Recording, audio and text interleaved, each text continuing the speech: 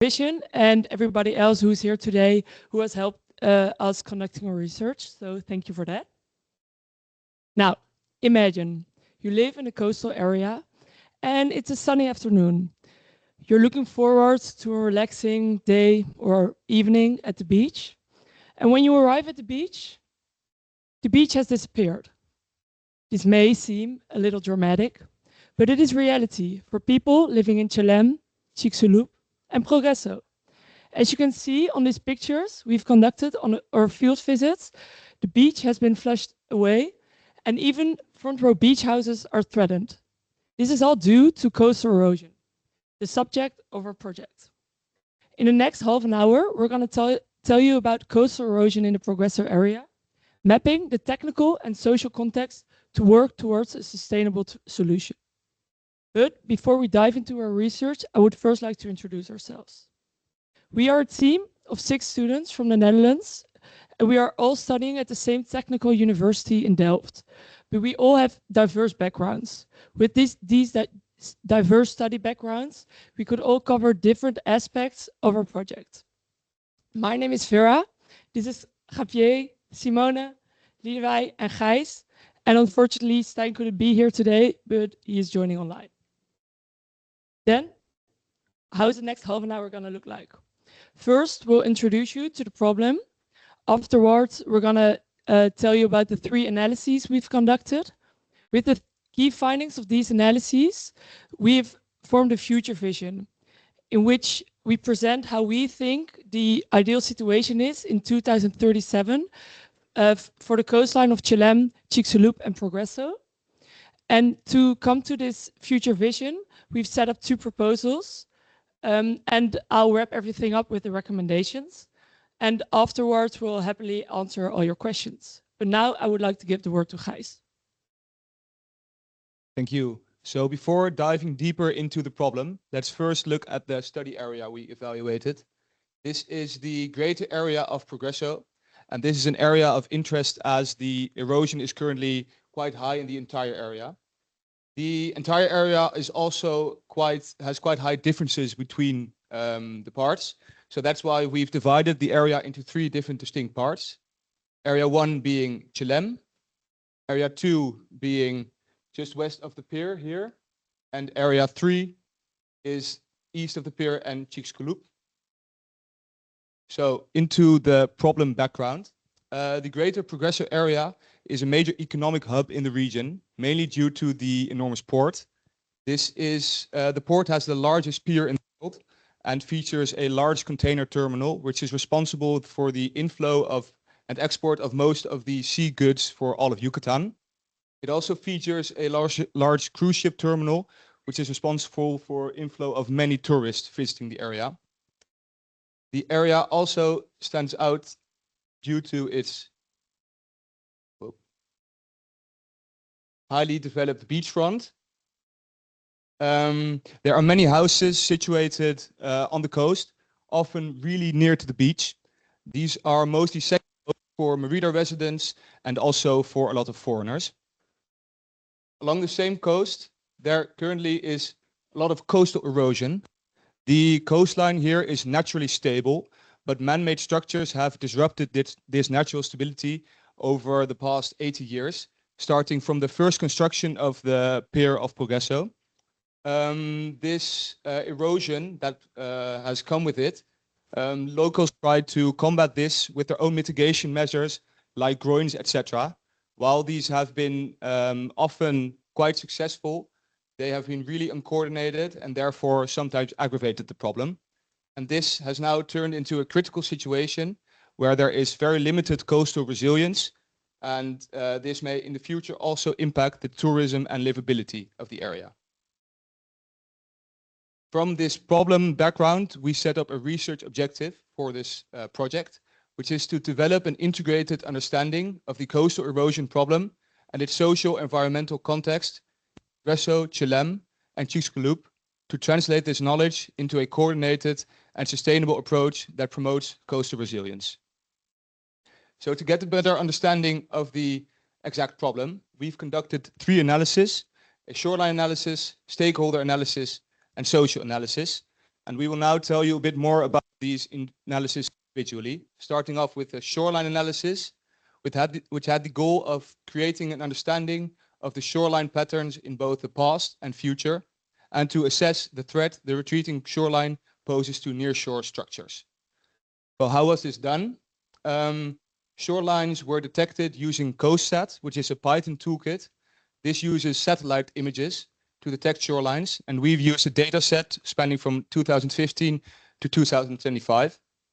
These were then inputted into geospatial analysis software for a trend analysis, so we could see if shorelines on certain points were accreting, which means growing, or eroding, which means decreasing. For this, we used a linear regression rate to quantify the trend. We also looked into the threat the erosion may propose to properties along the shoreline. Properties were identified using Google satellite images, and we've calculated the distances from the properties to the current shoreline, but also made a forecasted shoreline to see how the problem may evolve in the future and what this means for the properties near the shoreline. On to the results. First of all, the most notable results from the trend analysis was that there was a very high variance in trends, both within the areas, but also between the areas. Area 2 stands out as the trend is generally accreting, which means that the beach is growing there. For Area 1 and Area 3, no real trend could be identified because the LR rates were highly fluctuating. This may point at two significant ideas. First of all, being that the coastline is very sensitive to structures, as mentioned earlier. This may explain the high fluctuating and variance in the trend rates. So the coastline is sensitive to the groins, piers, jetties, and other structures there. Furthermore, what was notable was that there was minimal erosion, which was East Progreso, where there was a high erosion expected here from our own visits and from literature research. Is probably because the areas were already highly eroded, start of the satellite data used, so no more erosion could take place, which is why it was not visible in our analysis. Onto the results of the threat to property analysis.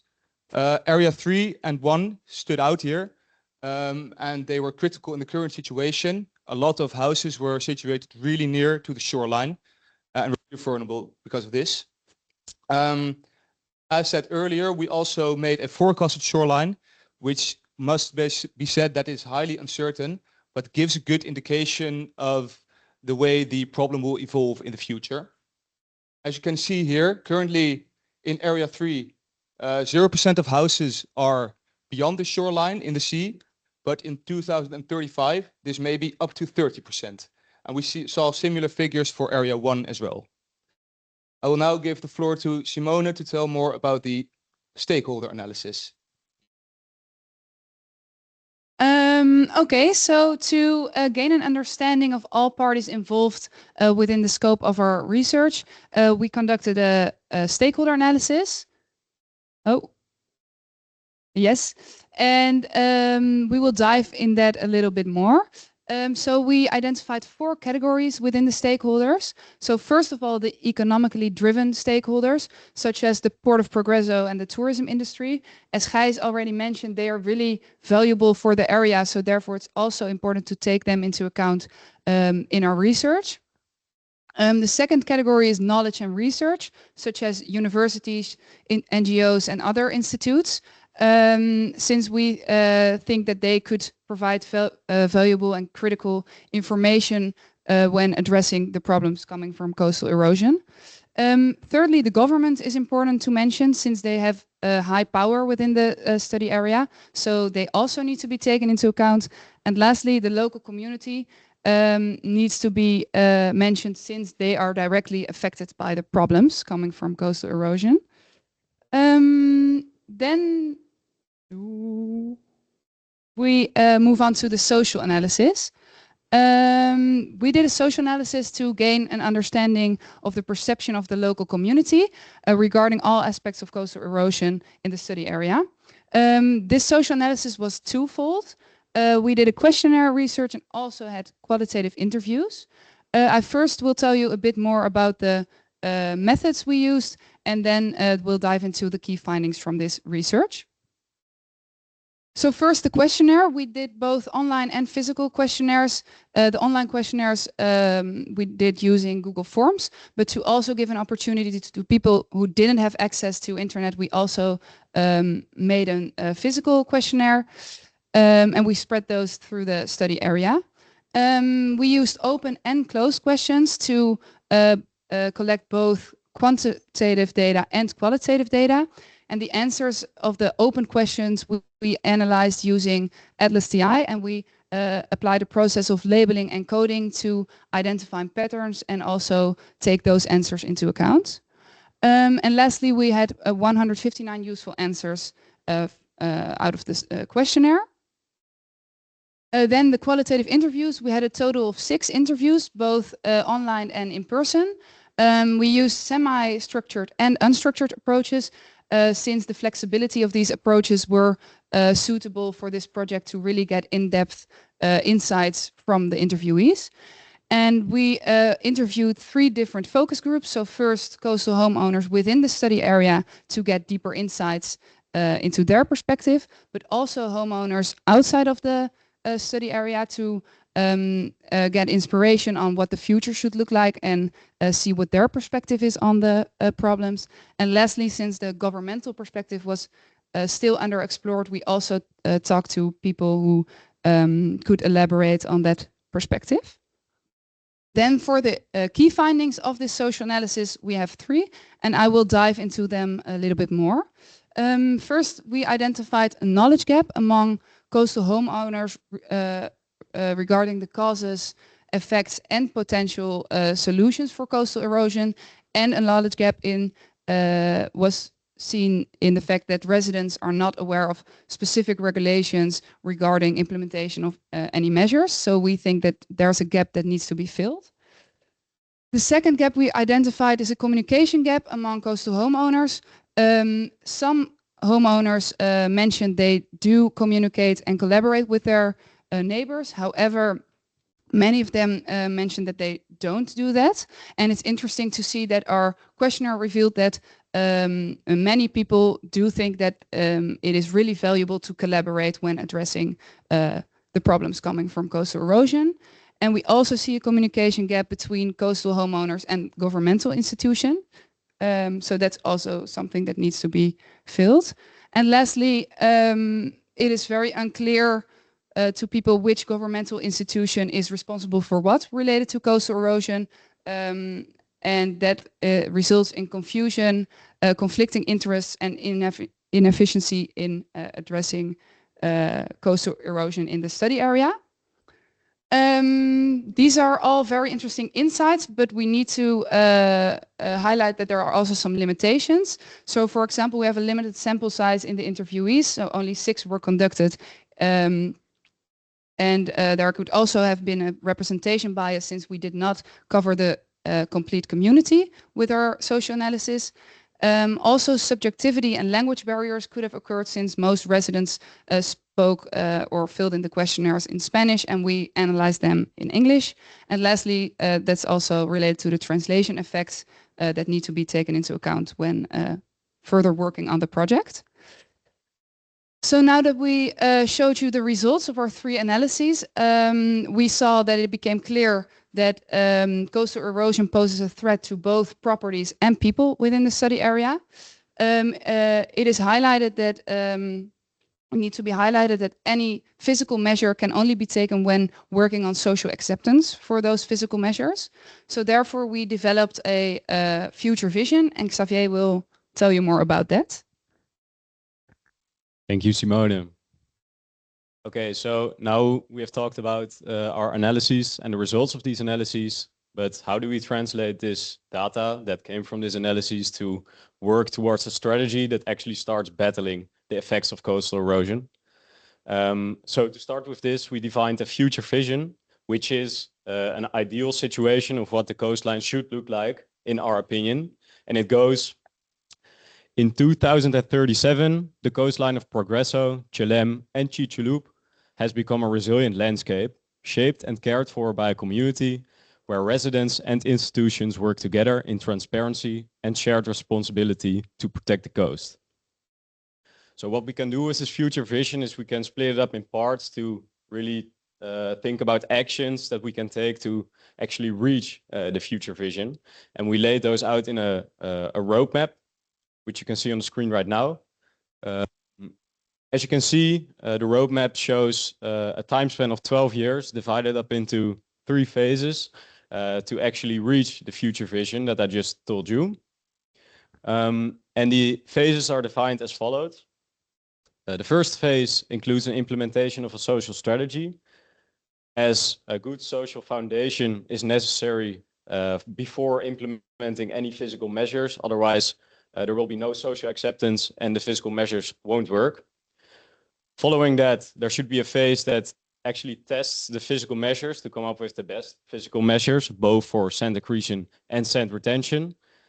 And after that, the first 2 phases are integrated together in the implementation phase of the physical measures to make it a whole story and to get to that future vision. But because of the limited time frame of our project and the higher relevance of the first 2 phases, we decided to focus on those. So I will now elaborate to you what the first phase means. So as Simone told, there were 2 gaps identified, and there was one main problem in the social and stakeholder analysis. The knowledge gap, the communication gap, and the fragmentation of responsibilities, meaning the lack of structure in responsibilities within coastal management. So we really needed to solve these in our social strategy. So we decided to dive into literature online and search for papers that cover cases of coastal areas around the world that face similar governance issues as the ones found in Progreso and that coastal area. So in this literature, we mainly found 3 key points. The first one being that decision-making in coastal governance should be a collaborative effort. So more stakeholders should be involved in decision-making. And next to that, the responsibilities within coastal management should also be shared across all stakeholders involved. So not only by the government that is now, but also by the local community, for example. And at last, the social strategy should include bridging organizations, such as universities as the UNAM or NGOs, to connect these stakeholders with each other and to start really raising awareness in early stages of the social strategy. So to connect those 3 key points that we found in the literature, we came up with a social strategy that is called the Coastal Community Committee, or in short, CCC. And the composition of the CCC is shown on the screen right now. As you can see, it's consisted of 4 types of actors. On the left, you can see, for example, the governmental actors, including federal government institutions such as Seminario and Zovemat, because they are really responsible for coastal governance on the moment, and they have high power in coastal governance. They are fundamental to include. On the right, you can also see that we included local community actors, because they are the ones most affected by coastal governance, by coastal erosion, and they are crucial for effective implementation of future physical solutions. On the top, like I just told you, the CCC should include bridging actors because they help connect the stakeholders within the structure, and they can help raise awareness. And at last, I want to mention that we also included economic actors, as a lot of economic industries around Progreso are erosion oriented or have something to do with erosion. And one notifiable economic actor in this local context is the port of Progreso. It is no secret anymore that the physical structure of this port has an effect on coastal erosion, and we learned that they want to expand in the future. So it's high likelihood that the effect of the port will even be worse in the future. So to align their economic interests for the state of Yucatan with coastal governance action plans, it's important to include them into the structure. So now that we have the structure, I will also tell you a bit about the main goals and the main tasks of the CCC. So the first main goal of the CCC will be that they form a coordinated platform to connect these stakeholders and to share knowledge within the structure. So thereby you address the knowledge gap and the communication gap by sharing the scientific knowledge and really having discussions with each other. A main task of a CCC should be like that you actually implement the physical measures that they have tested and found to be the most potential successful. And they also should be responsible for monitoring those physical measures throughout the implementation phase and giving this feedback back to the local community by active communication. To build onto that, they're also responsible for educating the other stakeholders involved. That means the members of the CCC, but also means the local community as a whole, because there's a lot of unclearness about the causes and the effects of coastal erosion. And to solve that, the responsibility of the CCC should be to educate the local community by giving out workshops and having activities at local schools, for example. Okay, so that's in a nutshell the social strategy that we proposed. Now Lidewij will take on to explain you more about phase 2. Thank you. Yeah, I will tell you something about the second phase, and it's about the testing of the physical measures. It's important to note that it's an iterative process. There's a small arrow here. So if the solutions we suggest aren't working in this phase, then the process will start again. And in this process, we focused on two main goals and two steps. It's namely sand accretion and sand retention. And this depends on in which area the concept will be implemented. So without sand, there can be sand retention. So it's important to first focus on how to accrete the sand and then how to retain the sand in place. So first, the other way. First, we focused on how to come up with a concept for sand accretion. So first, after a brainstorm, we came up with 16 concepts in which we assessed in a plus, minus, and interesting method, after which we had only 6 concepts left. And to look more in detail, we used a multi-criteria analysis. After all these analyses, methods, we came up with this concept, with this proposed concept. It's called the sand saver. It's a concrete block which is placed in the shoreline, and it has holes on both sides, on which the one on the shoreline is more narrow. And we chose this concept because it has never been studied before in this area, and we thought it was a nice concept to start with the testing process.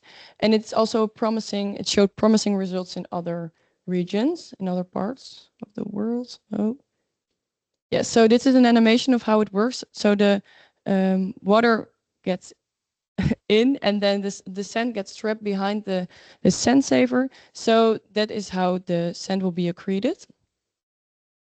So we looked into similar case studies, and this is an example of the sand saver used in Kenya, in Diani. And it was a promising result because after a few weeks, they gained a lot of sand.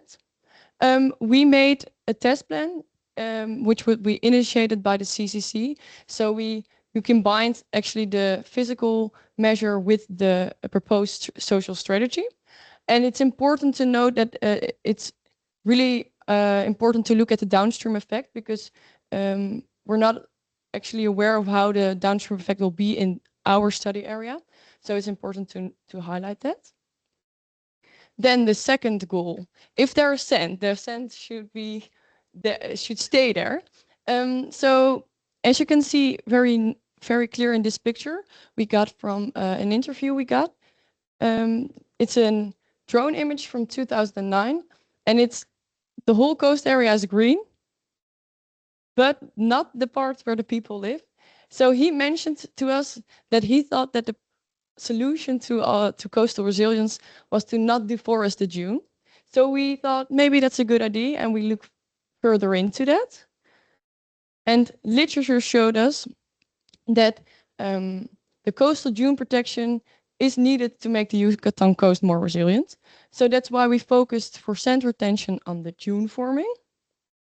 And also for the dune forming, we came up with three options, three possible things that could help. So the first one, sand stabilization, uses natural biopolymers, which increase the sand cohesion and reduces the sand movement.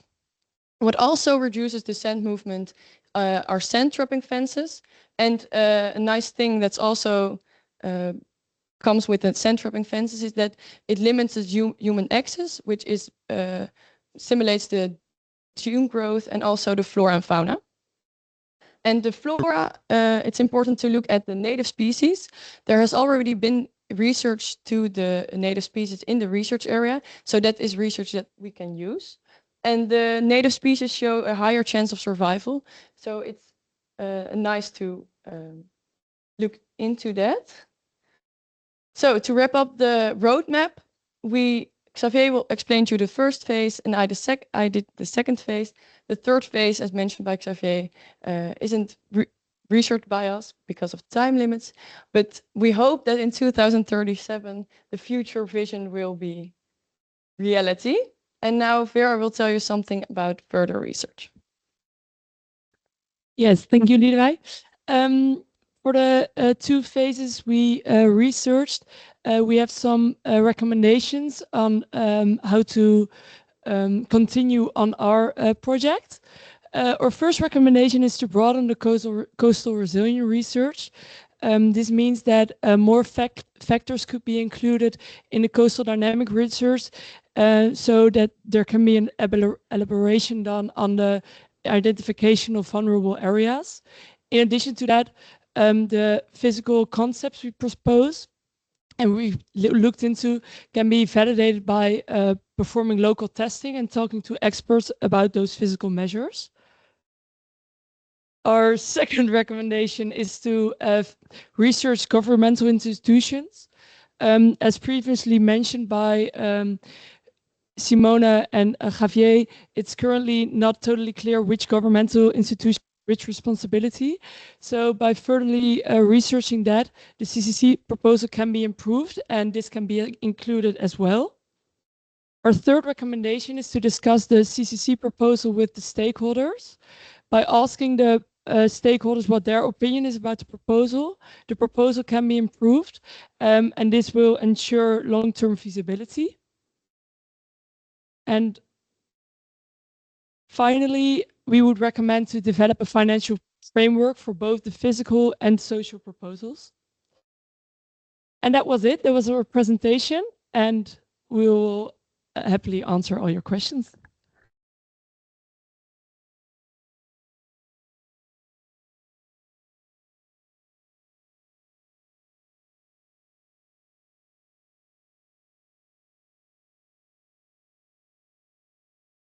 Cool. Thanks for your presentation. It's very interesting. And I have one question about normativity of to build in the coast. You check if the rules about how the rules of building. Do you need to, for example, no build on the dunes? Do you check some information about this normativity? If the building regulations. Yeah, like the laws. yeah, about do you see something about these regulations? If there are something, or yes. Oh, sorry. I don't think we looked into what the regulation. Oh, we did? Oh. Well, we know from our interviews that you're not allowed to take individual measurements on your own because a lot of people have been building these groins that are like the perpendicular structures. Maybe you know them. Espolones, see.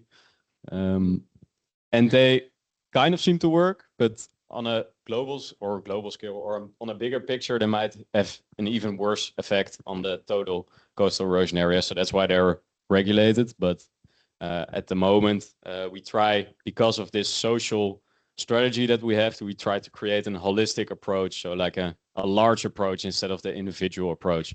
And that should alleviate those regulations that they have now. But we have not made any regulatory plan or something like that the current government should take to do that. Yeah, and I think about the dunes.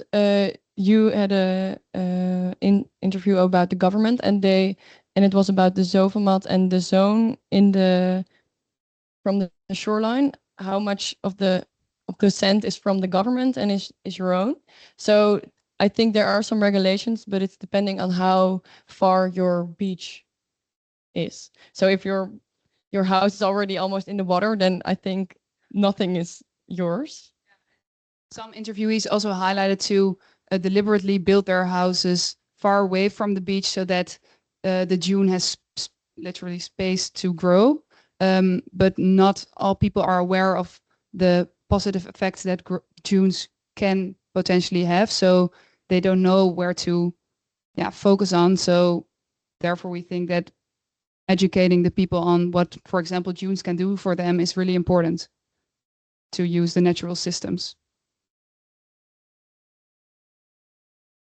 Can you hear me, guys? I little problem with the idiom, but I think so that the rules are not very stated to build in the coast. In many of these problems right now is about because we don't have the laws very clear. Yeah. So that's a big problem, but we didn't dive into the governmental part. But we do think that it's really important to also further research upon that.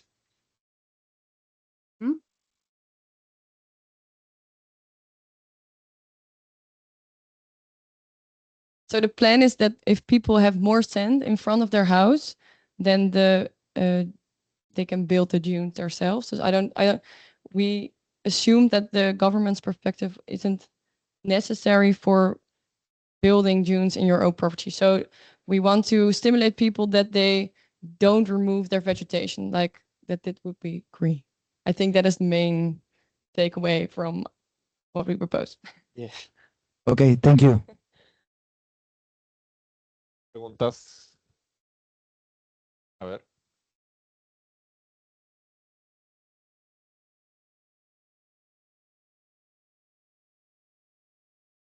Sorry. Stijn. Yeah. Hi. Good to be here from a distance. Great presentation, guys. I want to add on the answer with regards to the regulation because sorry, can you hear me well, by the way? Yes, we can. Just want to check first. So from one of the interviews, also it came to the surface that there were actually rules in place. This was the same interview as with the man of which the drone image is now in the screen. During the construction of his house, the laws were actually quite strictly enforced.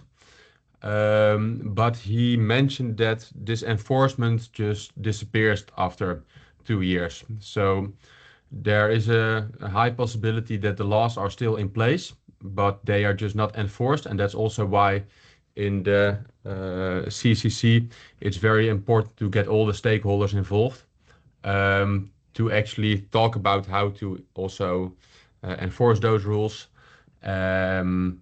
And also how people can act themselves. I hope this answers your question a bit more. Thanks, Stijn. Thank you. Hi, very nice your presentation and your work. A few questions. Why 2037 and not 2040, 50, 35? We for each phase we analyze like what has to happen, and oh, are you doing something? Oh,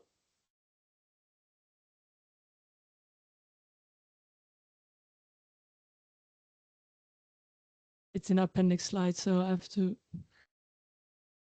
Oh, oh.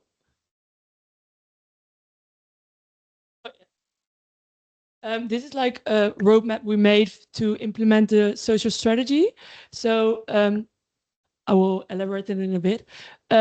Like for 2 years, it's important to first create awareness about the problem, then engage the community, where after the government can be involved, and then after 5 years, see it in full operation. So that's the reason why the first phase takes 5 years. Then the second phase is the implementation, the testing phase of the physical measures. In our first presentation, we just proposed 2 measures, but they have to be tested on local conditions. And then, as Lidewij mentioned, it's an iterative process. So probably more measures have to be tested.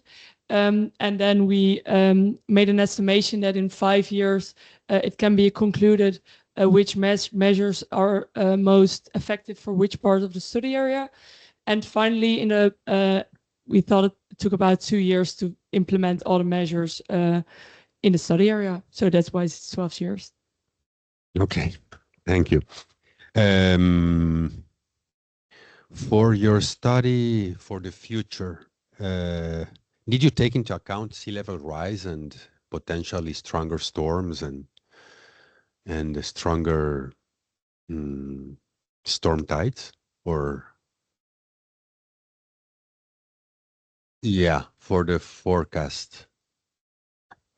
No, we did not take that part into account. As already mentioned, the forecast shoreline was quite uncertain due to the method used. And we also, as you saw earlier, the LRR rates were quite low. So that means that there is, and also really fluctuating, that means that there's quite a high uncertainty in those estimates. So therefore, we eventually chose to see those estimates just as an indication instead of putting more data into it to make it like a definitive answer. So it should be more seen as an indication of the problem and how it can worsen instead of like a definitive numbers of how should that work. I see. What else? The structures, the sand saver is called. It works with the sediment that goes through these holes, is cone-shaped, comes from cross-shore transport, right? Not longshore. Yeah, it does. That's a good question.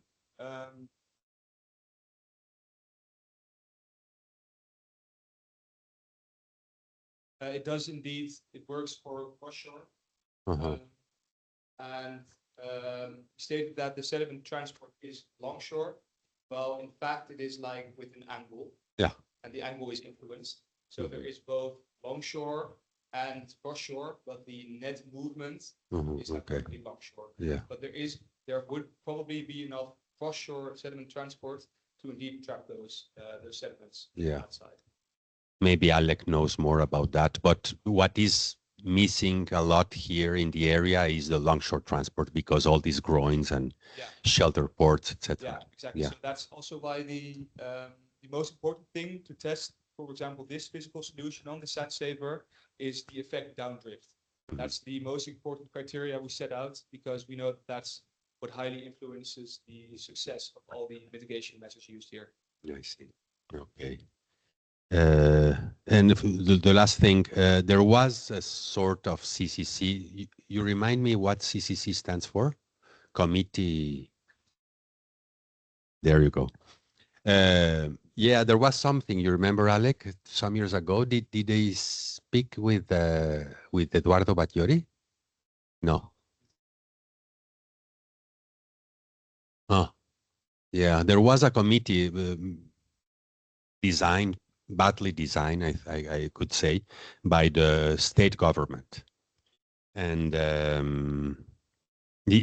well, apparently you didn't know about this proto CCC. You do? Okay. Alec mentioned we talked to Ronald about this. Yeah. Like after asking some other interviews with other people, most of them mentioned that there was no form of community before, but Ronald was the one that said like there was, and he also explained to us about that they actually achieved to gain governmental funding. To be precise, it's not my information, but it's what he said, that the government allowed for 15 million pesos to be spent to fix coastal erosion, but this was handed to a certain construction company. I don't know which one, but they decided to build 15 groins of this, so 1 million pesos per groin, and that could never on its own fix the whole coastal erosion problem. Of course, I see.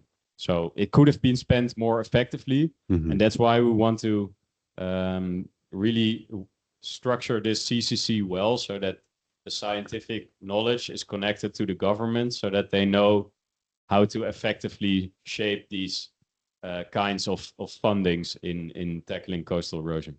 I see. Okay, thank you.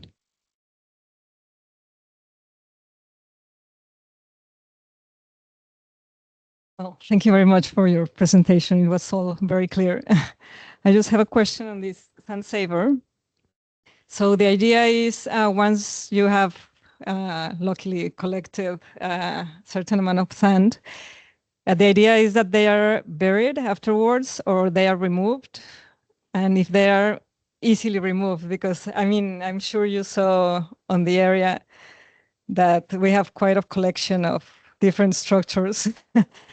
And when they don't work, they are not removed, right? So yeah, how easily are these removed? And if the idea is that they are removed or they are buried, or well, that's something we should definitely look further into. I believe that they are hollow structures that are filled with concrete. So eventually they are not removed, but they have proven to be so successful that they were eventually buried underground, so that you don't see them anymore. But there should be definitely plans set up to eventually remove them if possible. I think that that's what the iterative process is all mostly about, that Lidewij also talked about, to fix that issue. And in an ideal situation, we should have designed a new sand saver which can be removed, but it was a bit too much for these weeks. But I agree with you that it's a nice option if it would be removed. yeah, I mean, it seems it might work with all the sediment in suspension that we have. But yeah, I'm not sure if the whole thing would be buried, right? Like, or just the back part or in the back shore, yes. Yeah, any pictures on it? Yeah, maybe in your example, yeah. Here you can see that only one hole was left. So it's 2 lines of, Yeah. okay. Yeah, it depends on how many lines there have been used. Right. Okay. Yeah, similar studies show that they can be, the sand comes really high up. So once you have trapped some sediment, you can put a new line and then like keep accreting.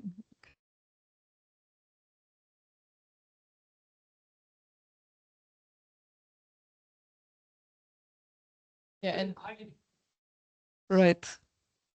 And maybe to highlight, the main goal was not to just put the center. The main goal was for us to really get to the coastal resilience, and for that, the dunes are needed. And so, working backwards, right. It's just at some parts we were like, okay, there needs to be a dune here, but there's no sand. So how can we gain sand here? So that's how we like backcasting the problem. So it's not the main focus should not be only on the sensor, but the goal is to gain the sensor.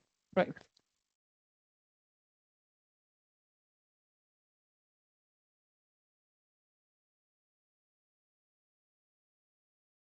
Gracias, Ale. Hi. Very nice presentation. Congratulations. I just have a comments and a short question about if you want to tell us a little more about the interviews, about the perception. Based on the documents, you said the people in the coastal inhabitants think that the problem is going to be worse in the future, right? Yes. But based on the interviews of the stakeholders or the authorities, they have had some program plan for future in order to manage the coastal erosion problem, or what did you hear about that? Did it speak to people or yeah, we spoke to, for example, a researcher here in the university, and she, for example, mentioned that right now coastal erosion has a really low priority on the agenda of governmental institutions. So she really emphasized on the fact that there needs to be awareness among the governmental institutions that coastal erosion is in fact a problem. And yes, I'm not sure.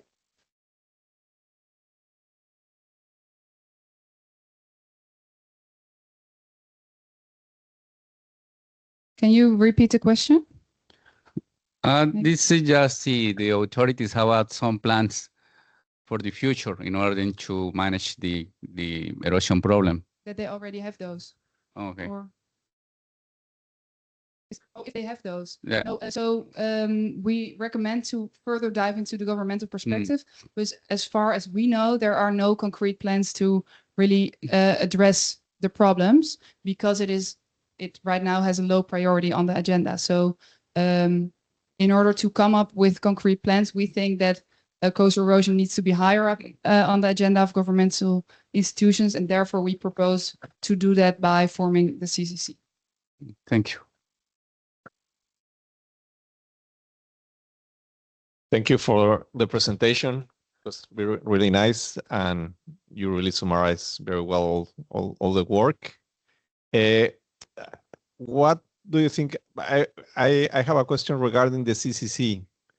Who should lead, or how do you think could work internally based on your knowledge of the different stakeholders in the study area? I mean, looking at the chronology, it looks like NGOs and universities should start doing the work, but I'm not completely sure what is in the middle and how you can ensure that this keep going with time up until 2037 or something like that. Yeah, I can understand that maybe the visual is a bit misleading, that in the middle there's something, but actually the middle resembles the whole image as shown. So the people or figures that you see on the screen are all actually included in the CCC, and it's mainly to ensure that every different opinion is included into the strategy of the CCC. So based on discussions, and because everybody has a different opinion on how to fix the CCC, indeed, in coastal erosion. Thank you for the correction.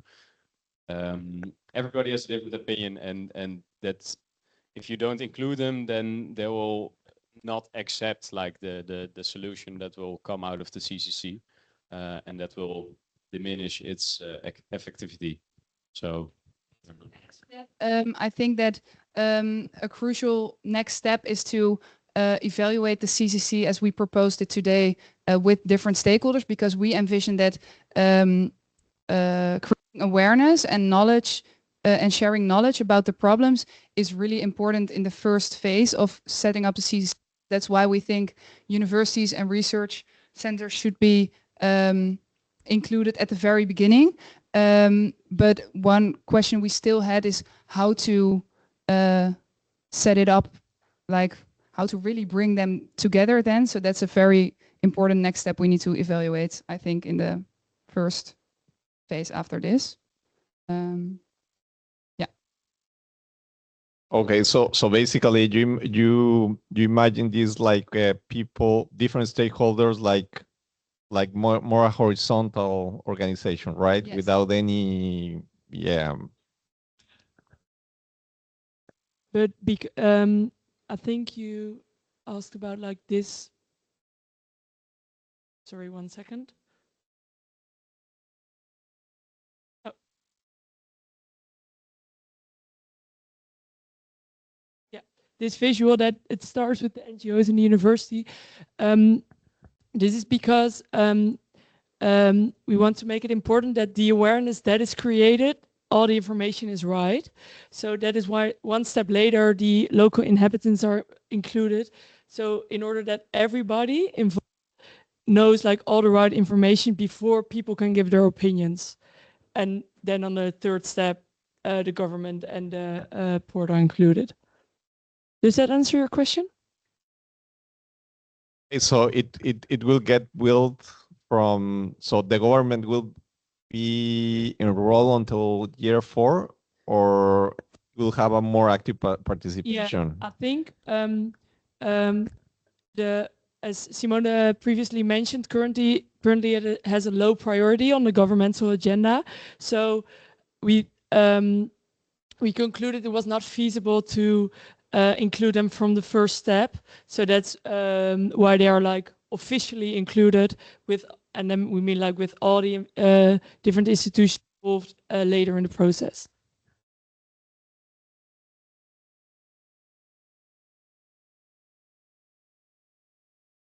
Thank you very much.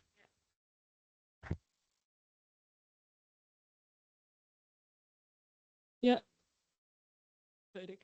Then thank you for your question. There's one thing we'd like to add.